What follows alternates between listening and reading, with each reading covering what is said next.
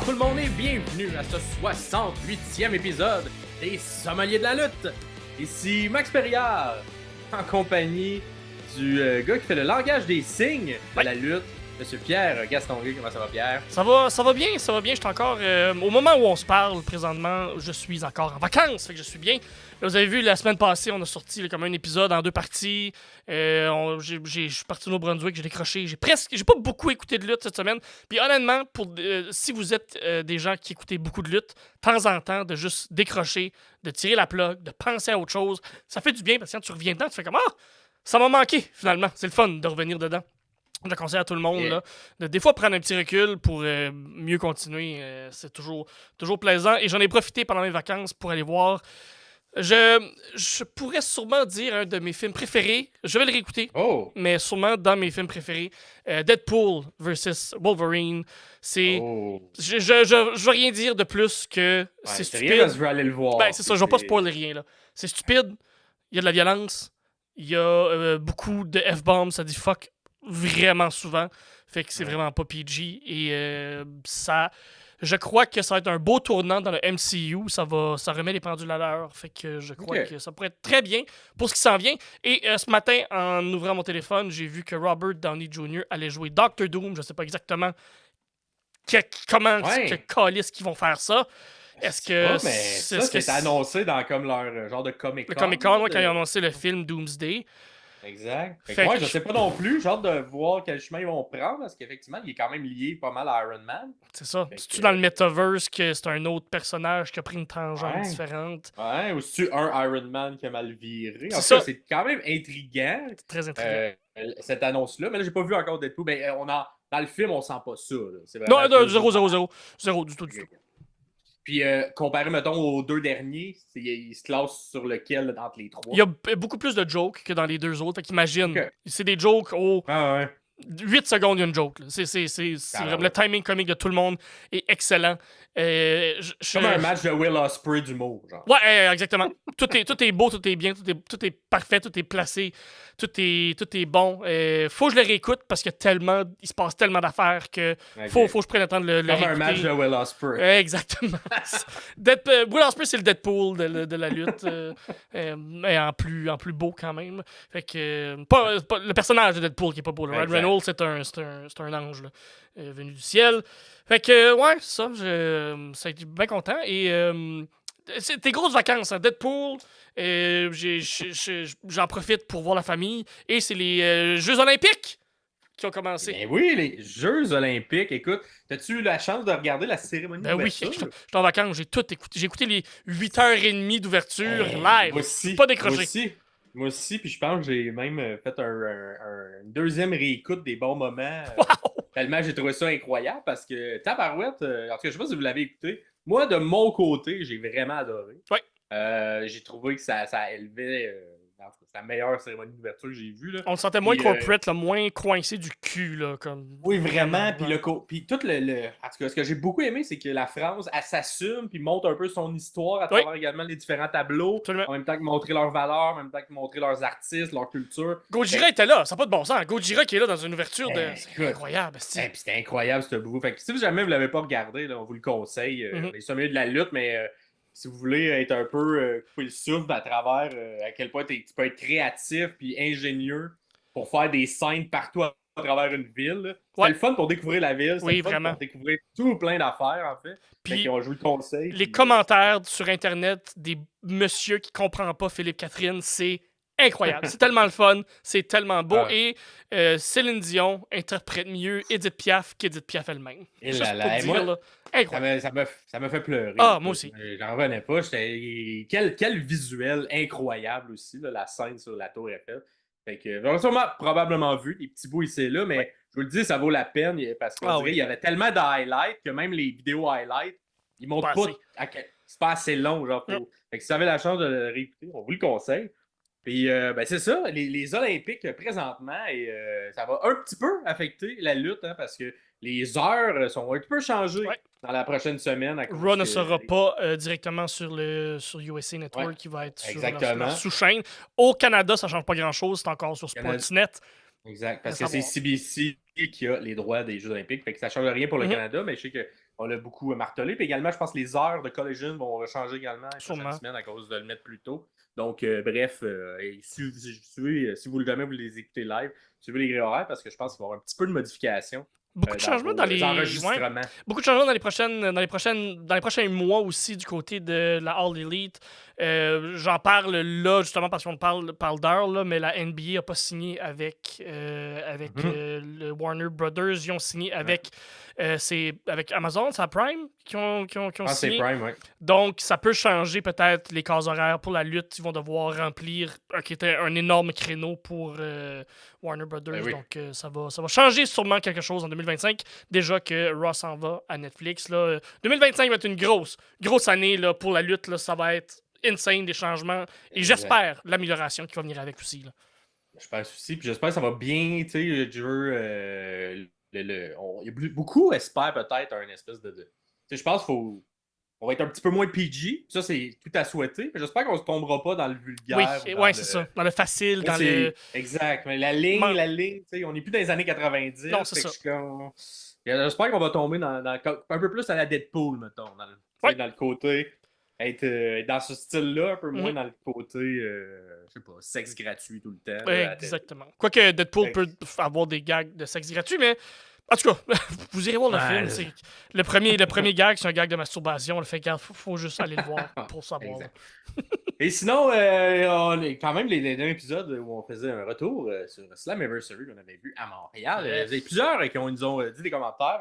D'abord, il y a Johnny Play 911 qui nous dit, même dans certains vidéos packages, parce qu'il était là, lui, en direct, la foule criait. On s'en calisse et j'étais là également. Et oui, effectivement, on s'en crissait un petit peu de ce qui se passait. Parce que, surtout, c'est ça. Mais je pense que c'était bien parce qu'on faisait pas un Roman Reigns de tout ça, parce que ça se passait pendant les vidéos package ou pendant même des entrevues backstage. Mais ouais, effectivement, ça crissait un petit peu, mais je trouve que ça n'a pas nu non plus au spectacle. Les vidéos. Cool. On a juste fait Show Must Go On, puis ça continue. Puis on laissait la foule respirer. Ça coulait dans le flot. Exactement. Sinon, il y a Ramirez. Qu'est-ce qu'il dit, Ramirez, Pierre? En fait, Ramirez, il dit bonjour, j'ai regardé Slammiversary, j'ai bien aimé ce show. Mention spéciale à Bayley et Ali. Effectivement, un excellent match, un des meilleurs matchs de la carte. Et au main event, ainsi qu'au match des Rascals avec Wesley contre les New Catch Order. C'est-tu pas New Catch Republic? Anyways. Donc, contre l'équipe de NXT. Sinon, j'ai débuté le G1 Climax. J'espère que vous allez en parler pour le moment. C'est très correct ce que New Japan nous sert. Je ne pense pas qu'on va suivre activement le G1, malheureusement, Ramirez. Mais bon, je vais peut-être regarder. Peut-être un petit retour à la fin ou peut-être faire quelque chose au milieu parce que c'est quand même beaucoup de matchs à voir. J'ai cru entendre qu'il y avait quelques petits pépites d'or là-dedans, quelques petits diamants dans le rough du G1. Fait que peut-être que j'irai déchiffrer tout ça pour vous et vous revenir avec quelques highlights. Fait que oui, c'est une bonne idée, Ramirez. Mais puis Ramirez, soit tu l'écoutes, dis-nous dans les prochains, soit en dessous ou dans les prochains épisodes, dans les commentaires directement, quel match tu as beaucoup apprécié. Comme ça va un peu nous aiguiller la boussole. On va aller les regarder. Puis en parler. Fait que tu nous n'hésite pas à nous dire lesquels du New Japan, Climax valent la peine d'être regardés. On va aller faire ça.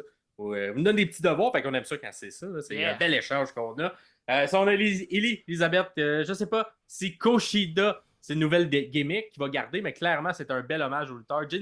Jinzaku ou Akushi à la WWE. Fait qu'effectivement, j'ai regardé les photos. Puis, vous la voyez à l'écran, là. Effectivement. Oui, effectivement, c'est un bel hommage. Effectivement, un très bel hommage. Fait qu'on va voir si ça va rester ou pas, mais c'était clairement un hommage fait.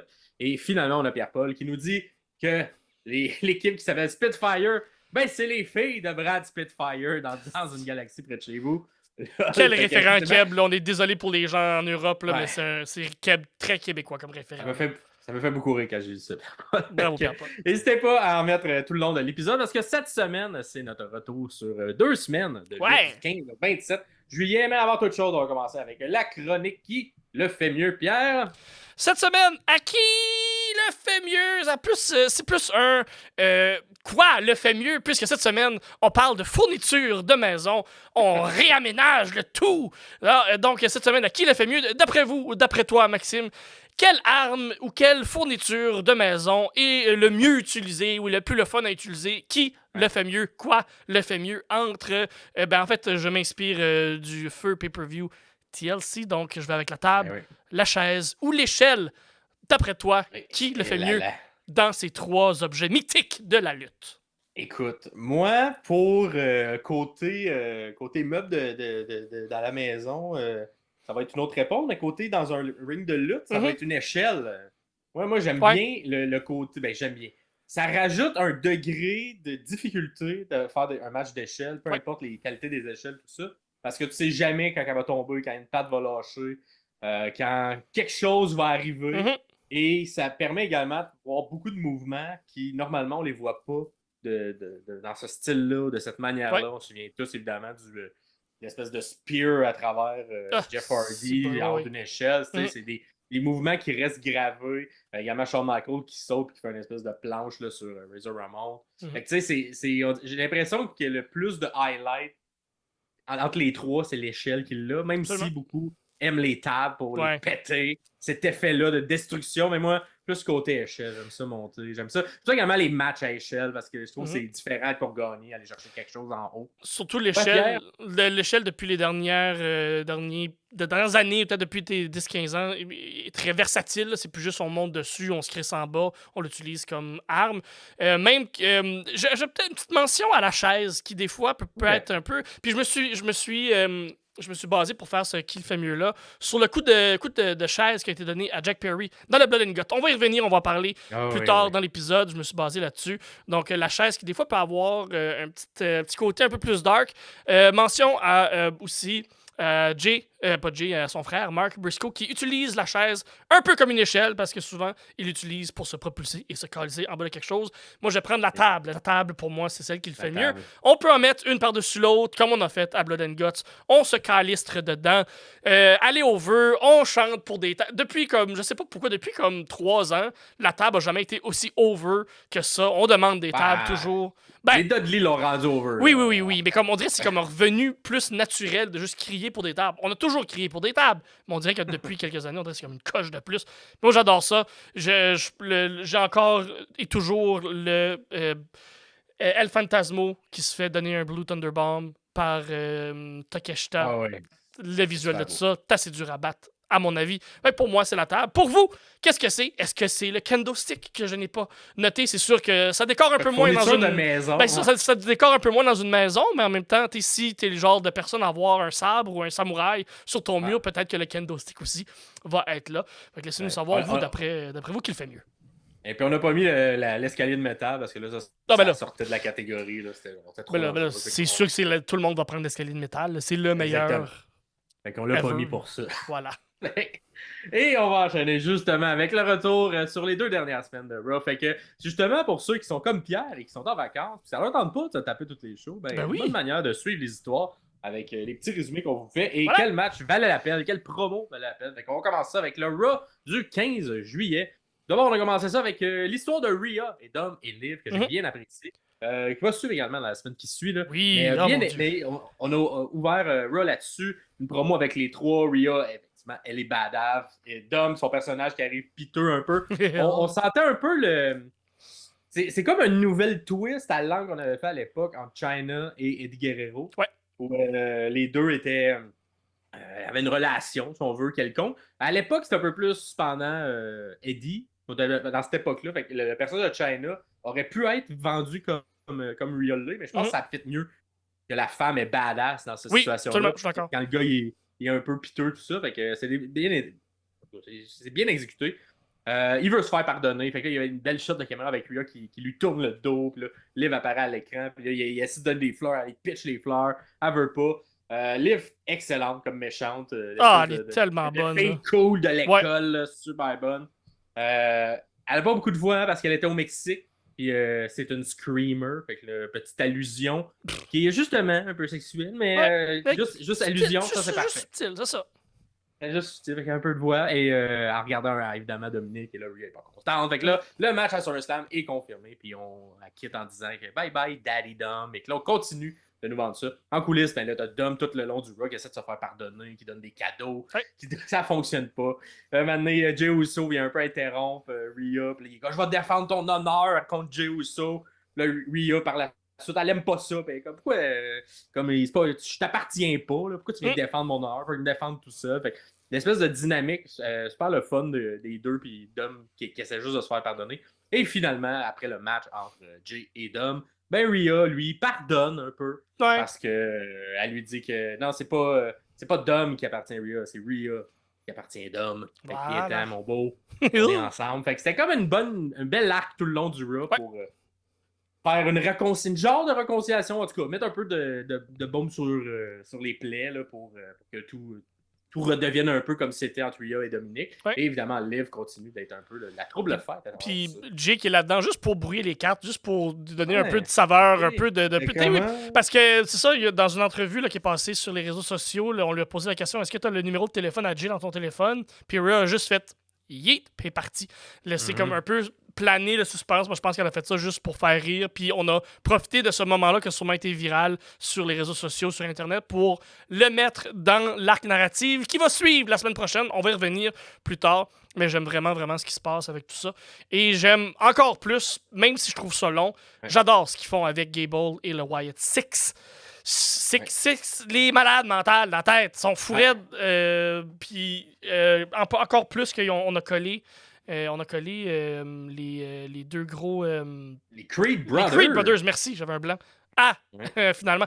Tu l'avais prédit, hein, il y a quoi, 6 mois, tu nous en parlais?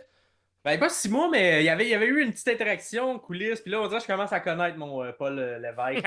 Il aime ça, mettre des petites choses 2 mois avant que ça arrive. Il l'a fait avec Liv et Dom, il l'a fait avec, dans ce cas-ci, les Creed Brothers et Gable. Fait qu'effectivement, c'est une genre de c'est un turn, je sais pas. En tout cas, la création de l'équipe, parce que là, Gable demandait à la Wyatt de venir, ou enfin à Beau de venir. Et là, ça, j'ai bien aimé ça. C'était très niaiseux. Parce que Gable, tout le long, il est comme j'ai découvert l'identité de Uncle Howdy. Puis c'est super niaiseux la manière qu'il le vend. Puis il fait comme une grosse annonce sur le ring. Je vais aller le dire c'est qui sur le ring, comme si c'était pas évident.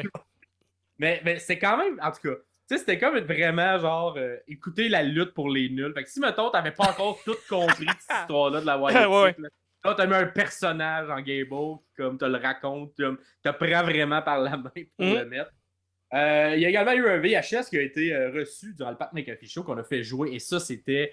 Oh my god! En tout cas, moi, j'ai trouvé ça très touchant. C'était celui sur Rowan. Sur Rowan, oui, sur Rowan. Eric Rowan, là, qui est probablement sa meilleure promo à vie, là, que j'ai vu parce qu'il est très près de lui-même. Puis, tabarouette, que c'était très bon. Là.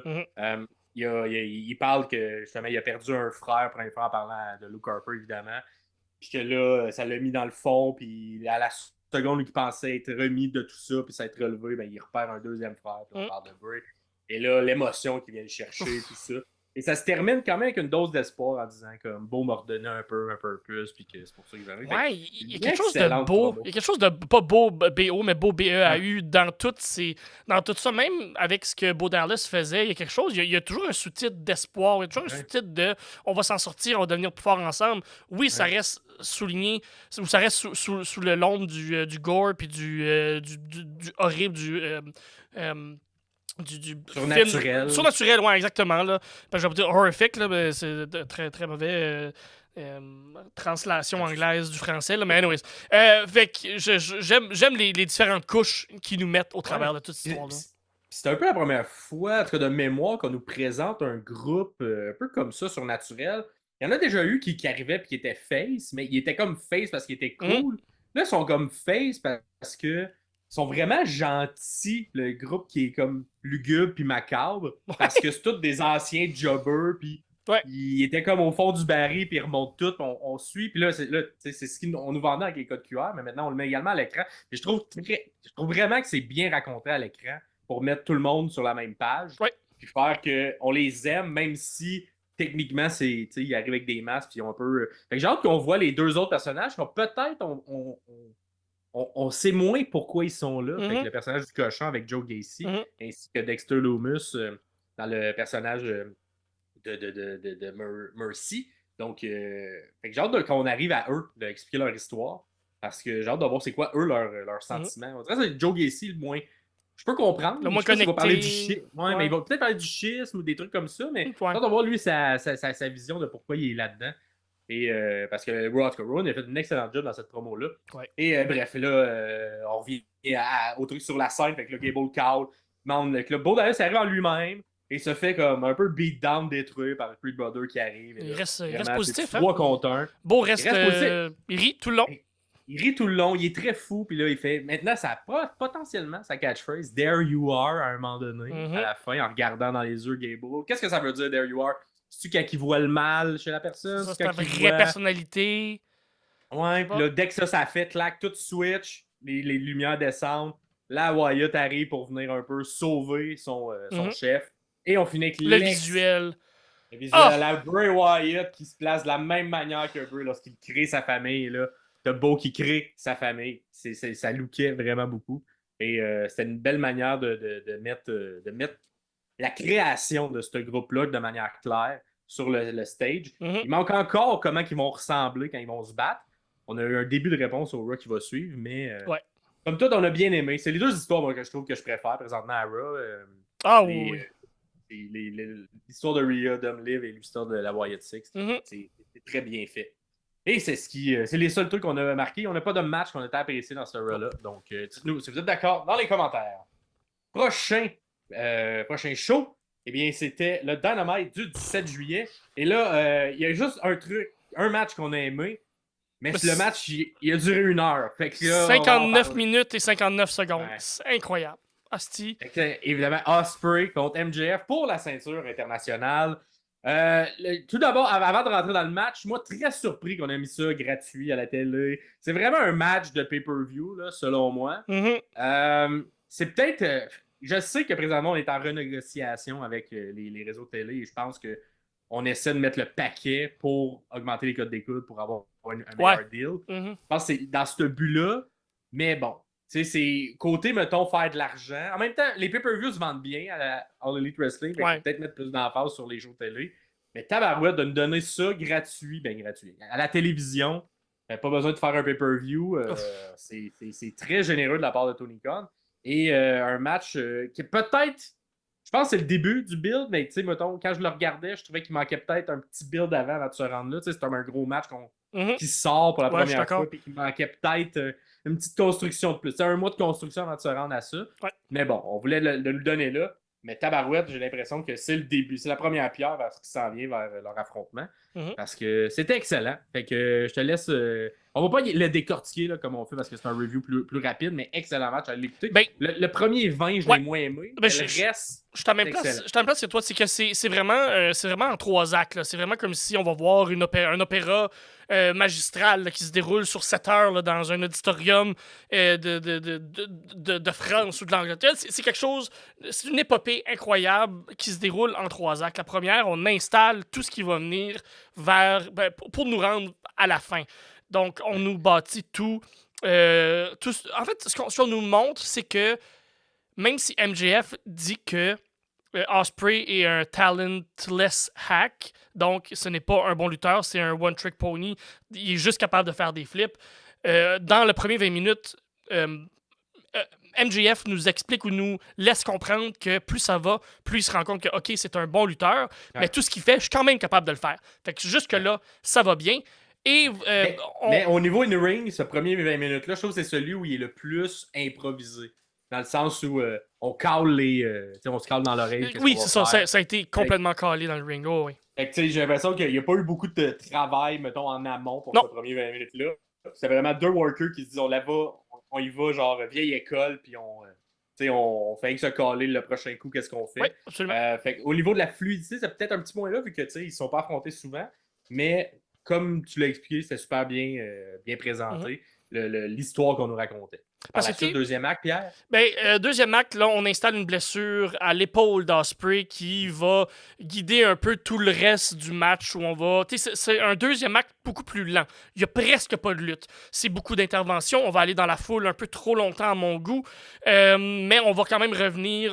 Il y a une petite fille qui va coller des claques à Ça, MJF. c'était Puis quand MJF même qui un lui beau moment. envoie un beau gros finger. Là. Mouah, c'est quand même vraiment beau. C'est quand même drôle. C'est quand même drôle. La petite fille était tellement contente de frapper MJF. Là, c'était beau à voir. Puis elle a fait un high five à Ospreay. C'est un beau petit moment ouais. bien encapsulé. C'était le fun. Absolument. Finalement, il y a un gros move qui s'est passé. Est-ce que c'est une double corde à linge? Je me souviens plus exactement du move qui s'est donné. Les deux se retrouvent par terre et on finit par apporter Doc Samson qui arrive sur le ring et on replace. C'est comme si l'épaule était disloquée. L'épaule à Ospreay et on finit par lui replacer et on continue vers la fin du match qui est ce dernier 15 minutes-là, dans l'action, dans la vitesse d'exécution, dans le timing, tout était bien placé, bien fait, et c'est ça qui a été pratiqué. C'est pour ça que on peut placer 1 heure complète de match, mais on peut pas le placer dans la lutte. C'est pour ça que le premier 20 minutes a été callé. Donc, on va faire ça à la old school. On va être dans le ring, on va s'amuser ensemble. On a quelques petits spots de placer. On sait à peu près où on s'en va, mais on va caller où on s'en va. Et c'est MJF qui callait les shots. Souvent, c'est le heel. On avait, je pense, expliqué il y a 2 ou 3 épisodes, c'est les heels qui souvent vont caller le match parce que c'est eux qui vont donner le beatdown. Deuxième acte, on est un peu plus dans le gimmicky. Fait qu'on va focuser autour des blessures. On va aller à l'extérieur du ring. On est beaucoup plus lent dans le pace. Il y a des longs moments où il se passe presque rien. Mais quand même des mouvements comme d'impact qui sont mis dans ce deuxième acte-là. Oui, absolument. Pour la blessure, fait que, je pense que c'est dans là où il y a un style flash qui est mis pour la première fois. Sur le bord du ring, sur l'apron. Ouais. Puis je pense également MJF nous fait un... La table? C'est à la fin. Ah non, mais il a fait un sunrise pendant. Oui, pour c'est vrai. rappeler un peu l'histoire d'Adam Cole. Ouais. Puis il me semble également c'est à ce moment-là où il y a des crossroads qui sont donnés. Oui, oui, c'est vrai. Fait quand même quelques gros moves, là. J'ai l'impression, en tout cas, j'essaie c'est vraiment le genre de match qu'il faut décortiquer move par move, mais il y avait quelque chose dans les mouvements qu'il nous mettait, qui nous racontait également une histoire selon il empruntait les mouvements à qui était over également. Parce qu'on a eu beaucoup de mouvements qui sont normalement utilisés par d'autres lutteurs, même dans d'autres compagnies, qui ont été mis dans ce deuxième acte-là. Mm-hmm. Et puis il y a même un MJF qui a essayé de faire le style clash aussi. Mm-hmm. Fait que les deux ont comme un peu réussi. Ouais. Bref, c'est super bon. Puis la dernière, c'est comme un match parfait, écrit, pratiqué. C'est super bien fait. Chorégraphié à la perfection. Puis ça finit sur un nouveau champion. Mais la fin, un petit... Je sais pas si c'est un botch ou je sais pas si la production, c'est les lutteurs qui étaient mal placés. On n'a pas vu clairement que MJF a pris le ring et il l'a mis sur sa main. On l'a mis de l'emphase et les commentateurs par après ont rattrapé le tir un peu. On a zoomé sur le ring, sur l'anneau que MJF a lancé en dehors de l'arène, de l'arena, de l'arène. Oui, de l'arène du ring. Parce que c'est comme plein de rings là-dedans, fait qu'on sait plus. Mais sinon, je suis d'accord avec le changement de titre pour être capable d'avoir le visuel d'un Will Ospreay qui gagne une ceinture à Wembley. Fait que je pense que MJF, ça va être un très court règne. Mais c'est toujours mieux de gagner dans quelque chose à quelque part que de retain quelque chose à quelque part, selon moi. Je pense que c'est ça qu'on s'en va, on tend vers ça, là. On va voir si c'est ce qu'on va nous faire, mais j'ai l'impression que ça a plus d'impact d'avoir Ospreay qui chase le titre plutôt 100%. que Ospreay qui défend le titre dans son Londres, son pays natal. Cependant, le sell de fin de match, my God, qu'MJF est efficace. Et je me suis... Encore une fois, je suis comme... C'est pour ça qu'on l'aime tellement. La bonbonne, la face de gars détruit, fatigué... Avec la bonbonne qui est comme gagné. C'est un rappel à Danielson, le match contre Danielson d'une heure qu'ils ont fait parce qu'il avait pris la bonbonne quelques fois pendant le match parce qu'il n'est pas aussi en forme que Danielson. Mais t'es comme c'est tellement drôle, bien fait. Et puis en tout cas, c'est. MJF, il y a vraiment quelque chose qu'on a rarement vu en lutte, capable de bien conjuguer le in-ring, le micro, puis le comédie dans tout ça. Là. Vraiment un match. Un hit factor incroyable. Il risque peut-être même d'être dans les matchs. En tout cas, il est quand même en bonne position pour être peut-être dans les matchs de l'année parce que j'ai vraiment beaucoup apprécié. Pour moi, dans ma liste de matchs à Ospreay cette année, n'est pas par-dessus Danielson. ce match-là. Ouais, je comprends. Ben, il manquait le build-up pour qu'on dirait. Ouais. Puis c'est sûr que c'est moins technical, mais tu sais, il y a quand même des shots. Il y a la shot aussi là, où Ospreay, t'as genre MJF qui est sur le bord du ring, qui a évité Ospreay, puis qui est comme je suis fucking intelligent comme un cap. Puis là, pendant ça, là, Ospreay court, sort entre les deux cordes avec un Hidden Blade. Ça lookait, là, c'était beau tacté. Fait qu'il y a quand même plein de moments mémorables de ce match-là. Ouais. Si vous avez une chance d'aller voir les highlights, là, probablement que tout ce qu'on vous a nommé va être mis dedans, là, mais allez les voir, puis vous avez le temps de voir une heure de match. Ça vaut vraiment la peine, ouais. C'était très bien fait, puis la fin, tabarouette que c'était drôle, mais ça m'a fait beaucoup rire. Ouais. Et ça m'a vraiment surpris également qu'on donne la ceinture à MJF à ce moment-là. Avec le recul, je comprends le move, mais c'est quand même 2 défaites de suite back-à-back pour Will Ospreay qui était vu comme un peu imbattable. Au moins, celle-ci, il y a le côté tricherie d'MJF qui vient le justifier un peu plus. Protège, entre guillemets, Will Ospreay sur ce côté-là, mais ouais. Mais ouais, excellent match, puis ça a duré, c'est ça, un peu plus d'une heure, avec les entrées, tout ça. Fait que c'était excellent. Allez voir ça. Et c'est le seul match qui valait la peine pour vrai, parce que après, c'est difficile de suivre ça. Oui, ils ont essayé avec pauvre Mercedes Moné qui a essayé de suivre ça, puis ça a été. C'était pas mauvais, mais c'était plus. Moi, je m'en focus, c'était plus là. Exactement. Fait que ça fait le tour pour le 17 juillet 2024. Un match seulement, mais tout un match à regarder. Ensuite, le SmackDown du 19 juillet. On a eu quand même des. En tout cas, moi, le match Andrade contre Carmelo Hayes. Ouais! Moi, on dirait que c'est la première fois que je voyais Carmelo Hayes. J'étais comme bon! Il fait ce qu'il me faisait à NXT, là, il le fait en haut à SmackDown. Ouais, surtout contre Andrade. C'était vraiment un bon mix. La chimie était là entre les deux. J'ai vraiment apprécié également la créativité des différents mouvements qu'on n'a pas encore vu, on dirait, avec Carmelo Hayes qui est capable de nous sortir. Fait, entre autres, un espèce de. Il utilisait souvent le springboard dans le match. Avec Andrade, c'est un bon truc, mais c'est comme Andrade qui est comme penché entre les deux cordes. Et là, il part en springboard sur le côté et tombe avec une descente de la jambe, un leg drop, genre. Mais par en arrière, j'avais jamais vu un truc comme ça. C'est super bien fait. Super safe également, mais l'impact était là. Il y a même eu des trucs durant la pause, parce qu'on vient de la pause, on nous montre un springboard Spanish fly que les deux ont fait en springboard. Fait que quand même, le niveau de difficulté, il est quand même là. C'est un mouvement qui est difficile à faire. Puis en plus, tu t'ajoutes le fait qu'il est en springboard puis tu le fais à deux. L'histoire également racontée était claire entre les deux. C'était très vétéran versus recru. Fait que les deux étaient très dans le même style, un peu high flyer. Ouais. Et tout le long, on sentait l'expérience d'Andrade qui reprenait souvent le contrôle plus facilement et qui, au final, a la victoire. Vraiment un bon match. Ça dure peut-être 10 minutes, mais c'est très athlétique, très high flyer. Puis c'est la première fois que je voyais Carmelo Hayes comme ça. Puis l'histoire en plus était claire. Fait que pour un match de semaine comme ça, qui n'a pas vraiment de build-up, je trouve que ça a bien ouvert. Ça a ouvert la carte. Vraiment. C'est très, très bon. Ensuite, à la suite du match de Tiffany Stratton, ben, il y a comme une intervention à la fin de ce match-là où Bayley est venu détruire la valise de Tiffany Stratton. Fait que, parlons pas de temps du match, mais ça sent le rebrand pour la valise. Elle avait un peu de. Je pense que ça, c'est le manque d'expérience de la rookie. D'après moi, elle en a dit trop lors de la conférence de presse suivant Money in the Bank. Ouais. Moi, tu as parlé que j'aurais aimé ferme ta gueule parce que c'est notre plan, mais même si on te l'a dit. Parce que là, on raconte l'histoire que la valise se détruit. On s'attend, on s'y attend. Là. Moi, je m'attendais un peu qu'elle arrive le lendemain avec cette valise-là. Mais là, finalement, on l'a mis dans une histoire, et j'ai l'impression qu'elle aurait peut-être pas dû le dire lors de la conférence de presse. Mais là, bon, comme on est des sommeliers, on a tout écouté. Fait qu'on le savait déjà que le rerun arrive. Fait que là, clairement, il s'en vient. On l'a pas encore vu, la nouvelle valise, mais j'ai l'impression qu'elle va être très belle. Également, un bon petit match Cody et KO qui fait son retour parce qu'il fallait que quelqu'un remplace Randy Orton qui la semaine d'avant était blessé. Et Kevin Owens qui revient après avoir pris quelques pauses pour sa maman contre 8 on Town Under.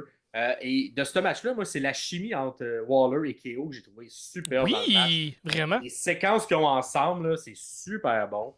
Il y a également un petit bout comédie là, où KO, à chaque fois qu'il sort du ring du côté des commentateurs, il frappe la bouteille de Prime parce qu'il a eu genre Logan Paul. Et à chaque fois, Waller, en bon petit cheap heel, il va la reprendre puis il la remet. C'est super niaiseux. Puis genre, plus tard dans le match, t'as genre KO à moitié mort dans le bord du ring. Puis avant de remonter, il fait juste crawl jusqu'à la bouteille pour la topper. Puis il remonte pour aller faire le hot tag. Mais ça m'a vraiment fait rire avec des petits détails niaiseux de Kevin Owens qui joue avec le kayfabe. Mais bon. Tu sais, on parle souvent à Corey Grave puis Wade Barrett, surtout Corey Grave avec ses bons calls. Là. Et là, il dit souvent, là, KO, là, tu peux pas, quand il est en position sur le turnbuckle, on peut pas le faire un superplex. Il est unsuperplexable. L'invention de ce mot-là, je l'ai bien apprécié. Oh oui. Ici. Bravo. Fait que, ouais, une victoire des gentils, un classique pour pas terminer le show, mais de courte durée. Parce que le Bloodline, il vient détruire tout le monde. Triple powerbomb sur Cody. Et chaise dans le cou, dans le poteau pour KO. Fait que, est-ce que c'est une autre manière de le ressortir? C'est une manière d'isoler, diviser pour mieux conquérir, mais c'est ça. Là, on met Cody Rhodes complètement seul. Puis on va en parler jeudi. L'épisode de jeudi, là, il va avoir notre retour sur... pas notre retour, mais nos prédictions, plutôt. Sur SummerSlam. Et on va parler du match qui va s'en venir avec Cody Rhodes et Solo Sikoa. Je pense que c'est une belle histoire qui est racontée. Est-ce qu'on est en train de placer un retour de Roman Reigns qui va aller s'installer du côté de Cody? Donc, qui va venir l'aider pour garder sa ceinture. Je sais pas. On va voir. Moi, je trouverais ça bizarre si on fait ça. Ça pourrait être un Paul Heyman qui vient intervenir et se placer du côté de Cody. J'ai vraiment hâte de voir comment il va C'est ça. J'ai l'impression que Cody va garder la ceinture, mais je sais pas comment. C'est ça, exactement. De quelle manière on va faire le chemin qui suit entre Solo et probablement Roman s'il revient. Fait que ça fait le tour de ce SmackDown du 19 juillet. Ensuite, Collision du 20 juillet. Tu l'as regardé, Pierre, celui-là? Non, celui-là, moi, à ce moment-ci, dans notre retour, je suis en vacances. Je suis un peu moins au courant de ce qui s'est passé. J'ai vu quelques highlights. Je vais sharer, je vais jump in. Je vais plonger avec toi quand je serai un peu plus au courant. Sinon, ce Collision-là, j'ai vraiment rien écouté. Tu m'as parlé vite fait d'hologramme. Fait que j'ai bien hâte de savoir ce qui se passe avec ce nouveau personnage. Vraiment. Mais sinon, avant toute chose, il y avait un nouveau stage de Collision. Une nouvelle chanson aussi, hein? La chanson, le nouveau stage. La chanson, je l'aimais, l'ancienne, mais le stage, très beau. Le nouveau stage est très beau, très clean. Il ressemble un peu à la WWE, mais un peu plus haut. Fait que, non, je l'ai trouvé très beau. Une rampe un peu plus haut, tout ça. C'est une rampe qui monte un peu plus. Mais l'effet pour les chansons d'entrée et le visuel, je trouve que ça look bien. Cool, parfait. Ce visuel-là. Ensuite, on a eu un bon petit match qui était un petit peu le genre de semi-retour de Darby Allin suite à sa petite pause contre Beast Morto, que j'aime bien. Et Beast Morto, tu sais, le dernier match qu'on a vu, on l'avait aimé, mais moins que l'autre. Lui, je l'ai vraiment aimé. J'ai l'impression que Beast Morto, il est très bon quand il est avec des plus petits lutteurs. Parce que j'ai l'impression au Mexique, tout ça, ça doit un peu plus se battre avec ce shape-là. Et Darby Allin, qu'il est excellent. C'est vraiment un bon match à la Allin. Une bonne offensive tout le long de Morto. J'aime vraiment, entre autres, quand il pogne, les deux sont debout sur la troisième corde. Et là, il pogne Darby en haut de ses bras, debout sur la troisième corde, puis il pitch dans les airs. Tabarouette que ça look, ça a l'air de faire mal. Fait que ça, c'est un beau mouvement de Morto. Et Allen gagne avec un coffin drop, donc un descente du cercueil dans le dos. Il était mis sur le dos, Morto, fait que ça lookait également. Mais surtout, après le match, Darby nous fait une promo un peu essoufflée, mais super bonne. J'ai vraiment l'impression qu'il est vraiment meilleur au micro depuis la dernière année. Là. On se souvient, en tout cas, les premières promos qu'il faisait là, il y a 3-4 ans, c'était vraiment pas là. Puis tranquillement pas vite, il prend son galon au micro, fait que c'était une bonne promo, Darby. Il moussait, j'imagine, le Blood and Guts qui allait venir. Exact, il moussait le Blood and Guts, puis également un peu sa passion pour la All Elite Wrestling, tout ça. Mais j'ai l'impression que quand c'est proche de lui, mais souvent ça également, la All Elite Wrestling, des promos plus proches de toi. Fait que, il est excellent dans ça. Une très bonne promo après le match. Et on a eu les débuts du nouveau personnage d'Hologramme, qui était contre Gringo Loco, qui est un lutteur que la Ring of Honor, qu'on ne connaît pas. Avec la première fois qu'on le voyait, ce lutteur-là, Hologramme, fait qu'il est très high flyer. Moi, à ce moment-là, j'ai eu la chance de le revoir au prochain Collision, qu'on va parler un peu plus tard, mais à ce moment-là, j'étais comme. Je sentais que c'était très pratiqué, ce match-là. Fait que, il paraissait très bien, mais tout est très placé, tout ça. Puis, fait que j'étais comme, il va-tu être capable de nous sortir un bon match comme ça chaque semaine? Parce que j'ai l'impression qu'on a pas beaucoup pratiqué ce match-là avec Gringo Loco et Hologramme. On verra plus tard dans l'autre Collision si c'était le cas ou pas, mais il est très bon, il est très précis dans les ciseaux de tête. Fait que quand il se pitch là, un peu, il fait attraper un peu en ciseaux de tête, puis il vole bien en ciseaux de tête. Fait que il est vraiment de ses forces. Puis le finisher également, beaucoup d'impact. Il pogne la personne sur le dos, puis il se fait tourner. Je sais pas si on est capable de le faire à tout le monde, parce qu'il est quand même plus petit, mais Gringo Loco était quand même gros, puis il a réussi à lui faire. Fait que J'ai hâte de voir. Ils m'ont intrigué. À Ok. ce moment-là. Fait que c'est les deux matchs Est-ce qu'on nous a expliqué de où il sort, d'où il vient, pourquoi, quand, comment, ou pas tant? Non, pas tant. On nous l'a annoncé, on l'a mis là, puis... Ouais, j'ai l'impression qu'il est très axé enfant. Fait que, tu sais, c'est comme un Ah. peu super-héros, un peu. Puis, Ok. les takes de caméra, il mettait beaucoup des enfants qui réagissaient à ses mouvements. Ok. Fait que, tu sais, on s'entend le style high flyer est peu plus apprécié des jeunes, puis avec raison, là, c'est super. Fait que, tu sais, il est très super-héros, là. Ok. Super héroïque dans sa manière d'être présenté. Donc, mais non, on parle pas tant de son background. Ils ont dit un truc que genre, non, c'est quoi, je sais plus. On dit un genre de truc un peu bizarre, là, rentré comme si c'était genre son backstory. Genre, je me souviens plus c'est quoi. Un truc d'orphelinat ou je sais pas. Une affaire de même, là, tu sais. Le demi-frère. Des enfants. Le demi-frère. Un truc très fait. Al Generico, peut-être, là. Ben, c'est ça.